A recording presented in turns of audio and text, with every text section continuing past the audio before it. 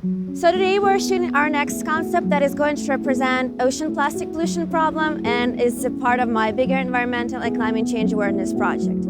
And the concept is supposed to be a split water shot with the top part and the bottom part, and right now we will shoot only the top part. Right now we're here in New York at Coney Island Beach and we're about to go into the water.